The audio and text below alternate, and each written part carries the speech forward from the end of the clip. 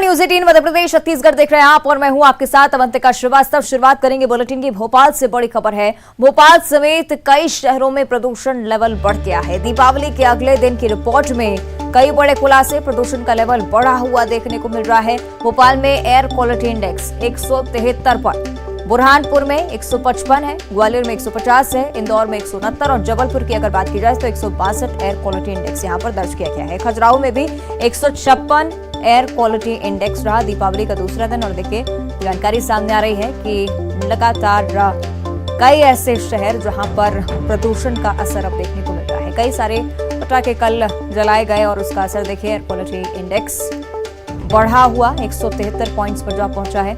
राजधानी भोपाल में सबसे ज्यादा खराब हालात हैं।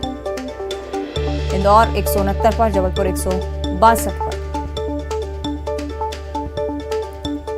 लगातार एयर क्वालिटी इंडेक्स बिगड़ता हुआ, इसलिए लगातार अपील की जाती है दीपावली के दिन कि कम से कम पटाखे जलाएं। लेकिन हर बार दीपावली के दूसरे दिन इसी तरह की स्थिति होती है, एयर क्वालिटी इंडेक्स और पॉइंट्स लगातार बढ़ते हुए।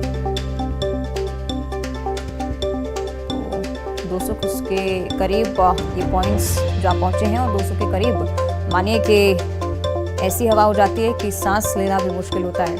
कई सारी बीमारियों को न्योता देते हैं इस तरह की चीजें। और एयर क्वालिटी इंडेक्स का लगातार बढ़ना एक चिंता का सबब भी, क्योंकि प्रदेश में एयर की क्वालिटी सामान्य होना, बेहतर होना बेहद जरूरी होता है। बुजुर्गों को और बच्चों को, साथ ही अस्थमा पेशेंट्स को सबसे ज्यादा परेशानी का सामना करना पड़ता है। तो दिल्ली की स्थिति भी किसी से छुपी नहीं है। दिल्ली में भी इसी तरह की स्थिति रहती है। दीपावली के ठीक दूसरे दिन एयर क्वालिटी इंडेक्स की रिपोर्ट में लगातार एक खुलासा होता है कि बेहद ज्यादा चिंताजनक स्थिति हो जाती है। और इस बीच देखिए मध्य प्रदेश के भी तमाम शहर इसमें शामिल हैं जहां पर एयर क्वालिटी इंडेक्स के पॉइंट्स बढ़े हैं, यानी कि जो गुणवत्ता है हवा की वो लगातार खराब होती जा रही है।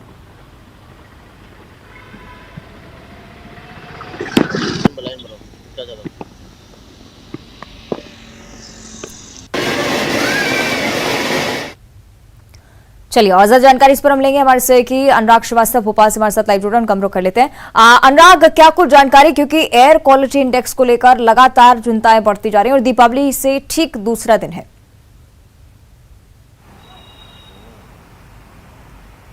बिल्कुल अवंतिका, देखिए जो आंकड़ा सुबह निकल कर आया था अब वो अपडेट हो चुका है। 250 AQI यानी एयर क्वालिटी इंडेक्स जो भोपाल का है वो 250 को पार कर गया है। 200 से 300 का जो AQI होता है वो खराब स्थिति में होता है, यानी कि पुअर इंडेक्स वो कहलाता है। यानी कि भोपाल की आबो हवा पूरी तरीके से खराब हो चुकी है। जिस तरीके से आतिशबाजी और पटाखे फोड़े गए और उससे जो धुआं निकला है वो कहीं ना कहीं पूरे वातावरण में रहा और उसी की वजह से हवा जो है वो खराब हुई है। तो सिर्फ भोपाल अकेले ही नहीं बल्कि इंदौर, जबलपुर, ग्वालियर, उज्जैन के भी इसी तरीके का हालात हैं। हालांकि पॉल्यूशन कंट्रोल बोर्ड और सुप्रीम कोर्ट के निर्देश के बाद ग्वालियर, कटनी और सिंगरौली में पटाखे फोड़ने पर पूरी तरीके से प्रतिबंध था, लेकिन इन बाकी शहरों की यदि हम बात करें तो यहाँ पर ग्रीन पटाखे चलाए जाने की अनुमति थी। रस्सी बम फोड़े जाना प्रतिबंधित था। फुलझड़ी, अनार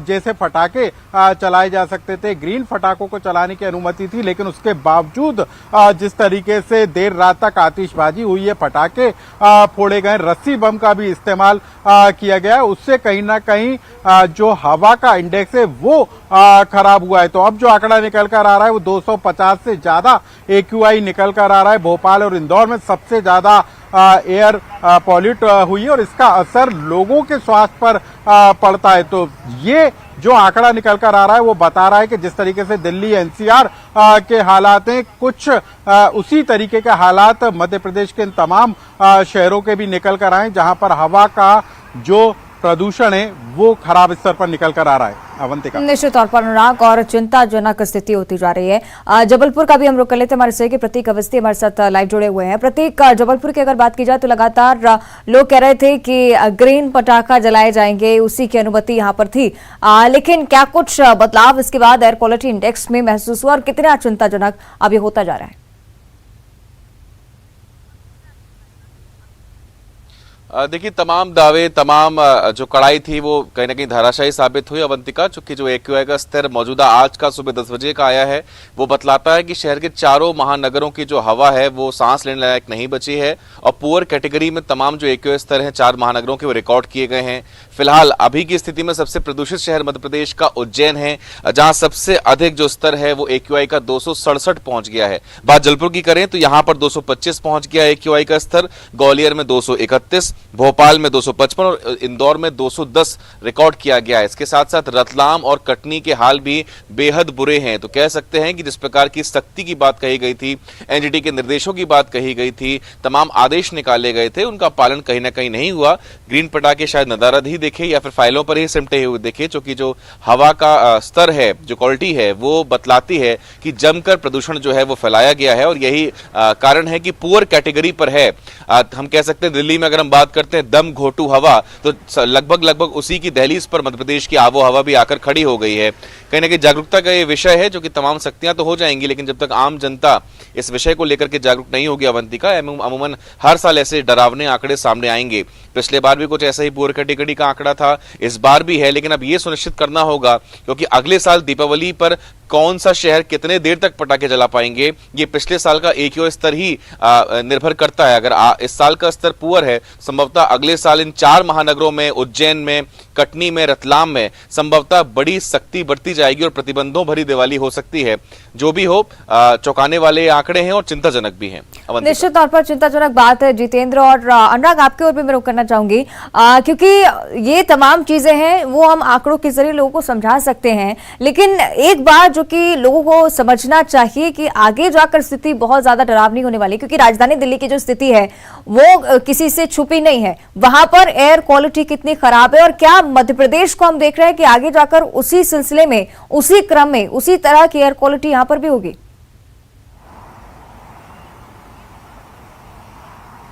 बिल्कुल अवंतिका, देखिए जिस तरीके का एयर क्वालिटी इंडेक्स निकल कर आया है उससे साफ तौर पर जाहिर है कि मध्य प्रदेश के कई बड़े शहरों में जो हवा जो है वो अब जहरीली होती हुई नजर आ रही है। देखिए मॉडरेट से ज्यादा 200 से 300 का जो AQI होता है वो पुअर कहलाता है और 300 के ऊपर यदि जाता है तो वो बेहद खराब होता है। तो बेहद खराब होने की स्थिति से पहले यदि कुछ कदम उठाए जाते हैं तो निश्चित तौर पर ये हवा के स्वास्थ्य में सुधार करने के लिए उठाया गया एक कदम होगा। लेकिन जिस तरीके से सड़कों के उखड़ने के कारण धूल उड़ती है, सर्द हवा और ठंड होने के कारण जो नमी वातावरण में रहती है उसके कारण जो धूल के कण हैं वो ऊपर वायुमंडल में नहीं जा पाते और इसी की वजह से प्रदूषण तेजी के साथ फैलता है। तो पटाखों के धुओं के कण के अलावा धूल के कण और गुबार जो सड़कों से निकल कर आता है वो लोगों के स्वास्थ्य पर विपरीत असर डालने वाला होता है। तो बिल्कुल चेतने की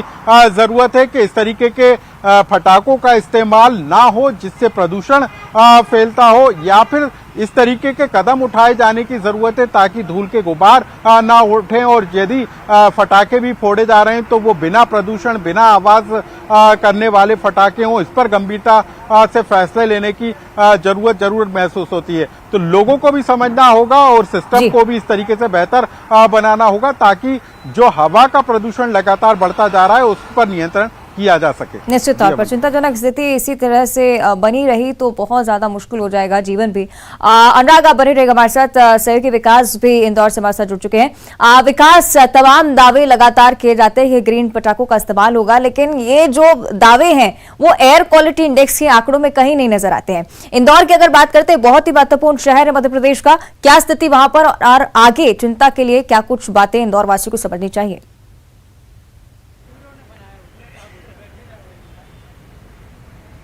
वाकई में अगर वायु सूचकांक की बात की जाए तो बहुत बेहतर स्थिति में इंदौर नहीं है, ये माना जा सकता है। हालांकि 150 से अधिक जो वायु सूचकांक है वो बनाया हुआ है, जो कि अब यहाँ के लोगों के लिए चिंता का विषय है ही कि आखिर कैसे इस पर नियंत्रण करना है। अगर बात की जाए जिम्मेदारों की तो नगर निगम लगातार इस मुद्दे पर काम करता आ रहा है। जल के साथ और जमीन की सफाई के साथ अब वायु कैसे स्वच्छ हो इस पर काम बीते 2 वर्षों से चल रहा है, लेकिन बहुत अच्छी स्थिति में अब तक नगर निगम इंदौर शहर को लेकर नहीं आ पाया। हालांकि यहाँ पर कई ऐसी गाइडलाइन जारी की गई है कि आपको निर्माण कार्य करना है या अन्य कोई कार्य करना है तो आपको उसके लिए कई ऐसे निर्देश हैं जिनका पालन करना होता है, जिसकी वजह से वायु प्रदूषण ना हो सके। लेकिन दीपावली के खास मौके पर जरूर इस तरह आतिशबाजी के साथ साथ कई और ऐसी चीज़ें होती हैं जिसकी वजह से अचानक प्रदूषण का स्तर जो है वो बढ़ जाता है, जिसकी वजह से वायु सूचकांक पर अचानक बहुत खासा असर देखने को मिलता है। और आज अगर बात की जाए तो इंदौर की जो स्थिति है वाकई में चिंता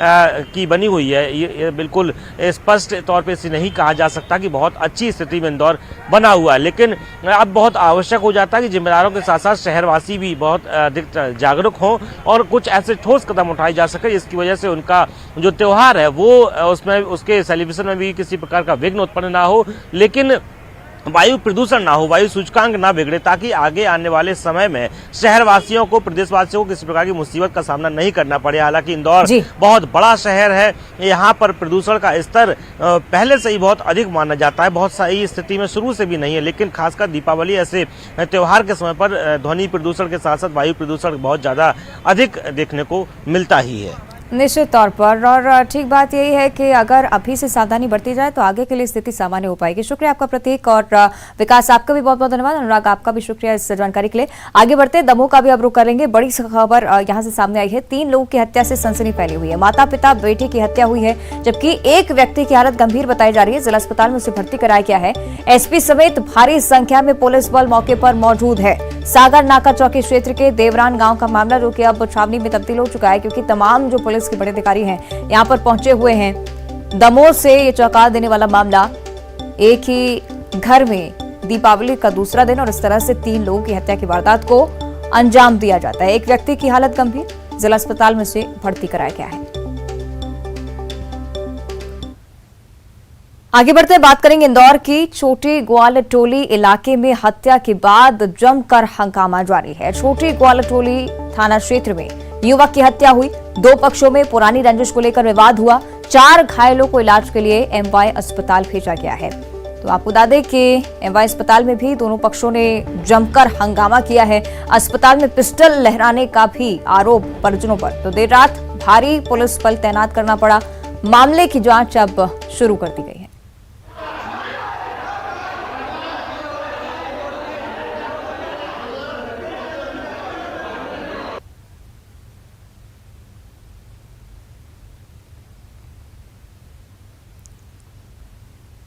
आगे बढ़ते हैं, ग्वालियर से बड़ी खबर है। माला शर्मा की हत्या का राज खुल गया है। जनकगंज के अयोध्या नगर में 6 अक्टूबर को वारदात हुई थी। सगे भाई शेखर ने माला की हत्या की थी। शेखर ने अपने दोस्त अभिषेक के साथ मिलकर बहन माला की हत्या की। जनकगंज पुलिस ने दोनों को गिरफ्तार कर लिया है। दोनों ने अपना जुर्म भी कबूल कर लिया है। मोटरसाइकिल खरीदने और लग्जरी शौक के लिए बहन की हत्या कर दी गई। शेखर ने बहन माला के घर रखे सोने और नकदी लूटने के लिए वारदात को अंजाम दिया। चेहरे पर नकाब पहनकर बहन के घर में घुसा और घर में रखा 5 लाख का सोना, 50,000 की नकदी लेकर जाने लगा। शेखर और उसका दोस्त माला के घर के पास लगे सीसीटीवी कैमरे में कैद हुए थे और वारदात से पहले इलाके के सीसीटीवी कैमरों की रैकी कर चुके थे आरोपी। इस बीच 6 अक्टूबर को ससुराल स्थित अपने घर में मृत अवस्था में माला मिली थी और घटना के वक्त उसका पति जो था वो काम पर गया हुआ था। 2022 को माला शर्मा नाम की महिला अपने घर में मृत अवस्था में पाई गई थी, जो प्रथम दृष्टया संदिग्ध लग रहा था। मृत्यु उसका कारण जानने के लिए हम लोगों ने पीएम और अन्य कार्रवाइयाँ की हैं, जांच की। जांच के उपरांत पता लगा कि महिला की गला घोंटकर हत्या की गई और हत्या करने के बाद में और उसका घर में रखा हुआ सोने चांदी के आभूषण और रुपयों को भी वहाँ से चोरी करके ले गए हैं। इस संबंध में जानकारी प्राप्त होने पर प्रथम दृष्टया हमने अपराध पंजीबद्ध किया। अपराध पंजीबद्ध करने के पश्चात आरोपी गणों की तलाश की, जिसमें मृतका का रियल भाई वो उसमें संलिप्त पाया गया और उसका दोस्त अभिषेक पाल और शेखर, इन दोनों लोगों ने मिलकर मृतका माला शर्मा की। और दीपावली के दूसरे दिन सुबह से ही इंदौर में विशेष स्वच्छता अभियान चलाया गया है। शहर के प्रमुख बाजारों, चौराहों, मार्गों के साथ ही रहवासी क्षेत्रों में भी स्वच्छता अभियान चला। आयुक्त प्रतिभा पाल ने राजवाड़ा से सफाई अभियान का निरीक्षण किया। तो स्वच्छता के लिए मशहूर शहर इंदौर, जहां पर दीपावली के दूसरे दिन स्वच्छता अभियान चलाया गया। आगे बढ़ते हैं। नर्मदापुरम से बड़ी खबर है। सिवनी मालवा में कबाड़ गोदाम में भीषण आग लग गई। गोदाम में रखा सारा सामान जलकर खाक हो गया। इसके साथ ही एक ट्रक गोदाम में मौजूद था जो भी जलकर राख हो चुका है। सिवनी मालवा इटारसी की दमकल गाड़ियां यहां पर आग बुझाने के लिए पहुंची थी। दमकल की मदद से आग पर काबू पाया गया। आग लगने का कारण फिलहाल स्पष्ट नहीं है, लेकिन तस्वीरें देखिए, कितनी भयानक तस्वीरें सामने आई हैं। नर्मदापुरम से भीषण आग की लपटें तस्वीरों में कैद हुई हैं, जिन पर काबू पाना भी एक चुनौती भरा कार्य था। सिवनी मालवा और इटारसी से दमकल की टीमों को बुलाया गया, उसके बाद इस आग पर काबू पाया जा सका।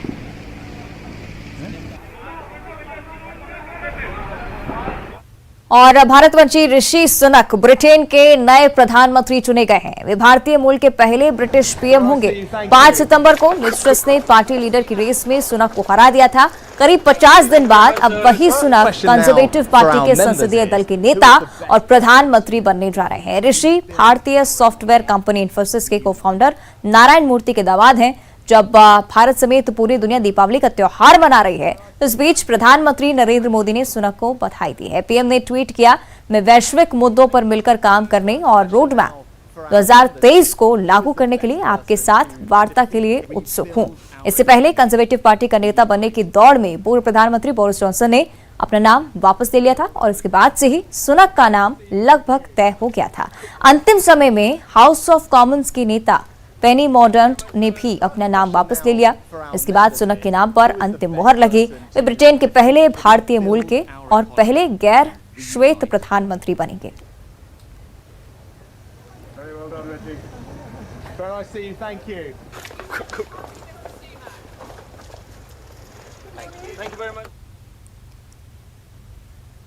आगे बढ़ते हैं। भोपाल से बड़ी खबर है। आदिवासियों को एक बार फिर से साथ देने की तैयारी कर रही है बीजेपी सरकार। 15 नवंबर को आदिवासी यानी कि जनजातीय गौरव दिवस मनाया जाएगा। 15 नवंबर को जिसे सेलिब्रेट करने की तैयारी सरकार कार्यक्रम को लेकर भी खास तैयारियां कर रही है। मध्य प्रदेश में 15 नवंबर को बड़ा कार्यक्रम आयोजित होगा। जिस तरह से पिछले साल जनजातीय गौरव दिवस मनाया गया, एक बार फिर से इस तरह के कार्यक्रम की तैयारी। सीएम शिवराज सिंह चौहान आज कार्यक्रम की तैयारियों को लेकर बैठक भी करने वाले हैं। शाम 4 बजे का वक्त होगा जब सीएम हाउस में एक बड़ी बैठक इसको लेकर बुलाई जाएगी। कार्यक्रम की तैयारी को लेकर कार्य योजना बनेगी। पिछले साल पीएम मोदी ने जनजातीय गौरव दिवस के कार्यक्रम में शिरकत की थी और इस बार भी जो कार्यक्रम है वो बेहद ही खास रहेगा। इस साल भी आदिवासियों के मन में कार्यक्रम के जरिए पैठ बटाने की कोशिश बीजेपी की तरफ से जारी रहेगी।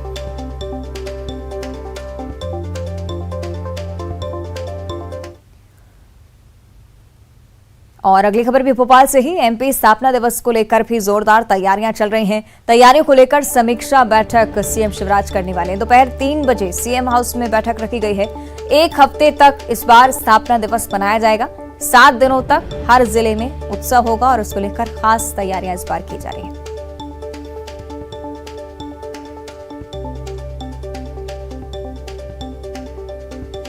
तो आपको बता दें कि मध्य प्रदेश स्थापना दिवस, इसको लेकर खास तैयारियां इस बार की जा रही हैं। बीते साल भी बेहद ही खूबसूरती से इस महोत्सव को मनाया गया। इस बार 7 दिनों तक ये उत्सव मनाने की तैयारी। सीएम शिवराज सिंह चौहान 3 बजे इसे लेकर समीक्षा बैठक भी करने वाले हैं। एमपी का स्थापना दिवस जो कि हर साल बेहद ही खास तरीके से मनाया जाता है। समीक्षा बैठक कर सीएम तैयारियों का जायजा लेंगे। और इधर मुख्यमंत्री भूपेश बघेल आज दुर्ग के दौरे पर रहे, जहां उन्होंने जंजगिरी और कुम्हारी में आयोजित गौरा गौरी पूजन में शिरकत की। साथ ही ग्राम जंजगिरी में मुख्यमंत्री गौरा गौरी की पूजा करने के लिए पहुंचे। छत्तीसगढ़ की परंपरा के अनुसार गौरा गौरी से उन्होंने प्रदेश की जनता की मंगल कामना के लिए प्रार्थना की। उसके बाद अपना हाथ बढ़ाकर सोटे भी खाए। वीरेंद्र ठाकुर ने मुख्यमंत्री के हाथ में सोटा मारा। गौरा गौरी पूजन के दौरान कुश से बने सोटे से प्रहार किया जाता है और ये सभी विघ्नों के नाश और मंगल कामना के लिए जीने जाने वाली एक परंपरा है। तो आपको बता दें कि सीएम बघेल कुम्हारी में आयोजित गौरा गौरी पूजन में भी शामिल हुए। सीएम हर साल जंजगिरी और कुम्हारी में आयोजित कार्यक्रम में शामिल होते हैं और इस तरह की तस्वीरें सामने आती हैं।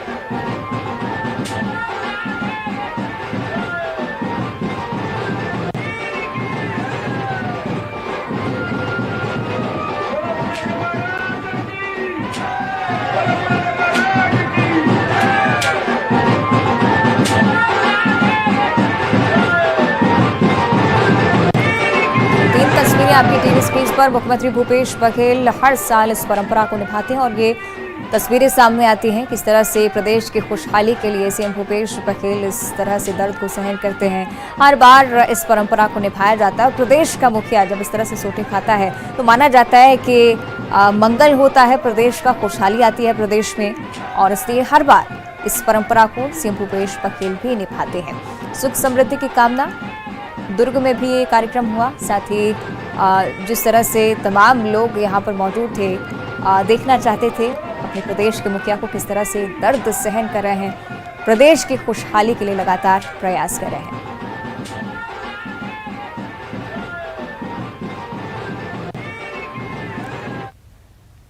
और रायपुर से एक और बड़ी खबर है। मुख्यमंत्री भूपेश बघेल आज दिल्ली जाने वाले हैं। कल कांग्रेस के नवनिर्वाचित अध्यक्ष पदभार ग्रहण करेंगे और राष्ट्रीय अध्यक्ष पदभार ग्रहण कार्यक्रम में सीएम भूपेश बघेल भी शामिल होंगे। मल्लिकार्जुन खड़गे जो कि कल कांग्रेस के राष्ट्रीय अध्यक्ष के तौर पर अपना पद संभालने वाले हैं, मुख्यमंत्री शाम 6 बजे रायपुर से रवाना हो जाएंगे। पीसीसी अध्यक्ष मोहन मरकाम भी रात को ही दिल्ली के लिए रवाना होंगे।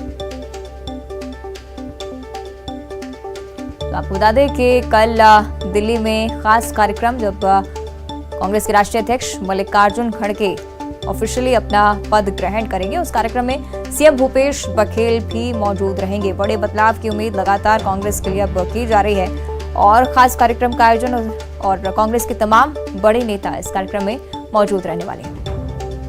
तो मोहन मरकाम भी आज ही दिल्ली के लिए रवाना हो जाएंगे। मुख्यमंत्री शाम 6 बजे रायपुर से दिल्ली के लिए रवाना होंगे। आगे बढ़ते हैं। रायपुर से बड़ी खबर, कल से धान खरीदी का ट्रायल रन शुरू हो रहा है। 28 अक्टूबर तक ट्रायल रन चलेगा। ट्रायल रन के दौरान खामियों को दूर किया जाएगा। छत्तीसगढ़ में 1 नवंबर से आपको बता दें धान खरीदी की शुरुआत हो रही है और अब तक 1,43,000 गठान बारदाने ही मिल पाए, जबकि 5,50,000 गठान बारदानों की जरूरत है। तो 110 लाख मीट्रिक टन धान खरीदी का लक्ष्य इस बार सरकार की तरफ से तय किया गया है और उसके लिए खास तैयारियां, ट्रायल रन जो कि शुरू हो रहा है और 28 अक्टूबर तक ये ट्रायल रन चलेगा। जो भी खामियां होंगी उसे वास्तविक धान खरीदी की प्रक्रिया से पहले ही दूर कर दिया जाएगा।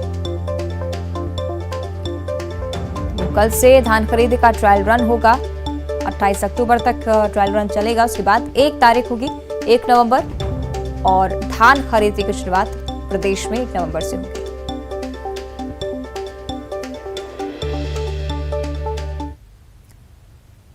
आगे बढ़ते अगली खबर कांकेर से है। जिले में भालू के बाद अब तेंदुए की दहशत नजर आ रही है। 2 अलग अलग जगहों पर सड़क किनारे तेंदुए दिखे हैं। डुमाली गांव के पास 3 तेंदुए नजर आए, जबकि सिदेसर गांव के पास भी 1 तेंदुआ नजर आया है। तेंदुए की मौजूदगी से ग्रामीणों में भी दहशत का माहौल है। कांकेर वन परिक्षेत्र का ये मामला। तो कांकेर की हम बात करें, लगातार भालू की आमद से यहाँ पर दहशत का माहौल बना रहता है, लेकिन इस बार देखिए तेंदुए की मौजूदगी भी इस क्षेत्र में दर्ज की गई है। तो कांकेर वन परिक्षेत्र का मामला, 4 तेंदुए अलग अलग इलाकों में दिखे हैं। वन विभाग भी इसको लेकर बेहद सतर्कता से काम कर रहा है।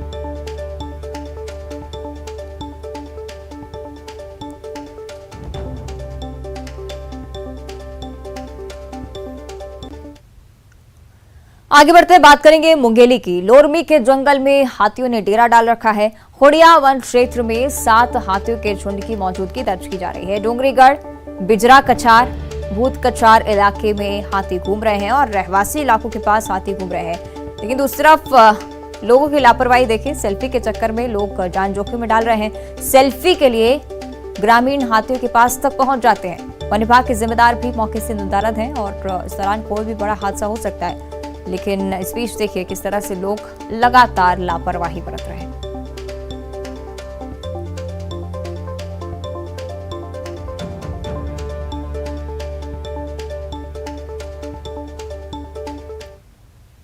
और बुलेटिन में फिलहाल इतना ही और चलते चलते आपको दिखाते हैं एक वायरल वीडियो।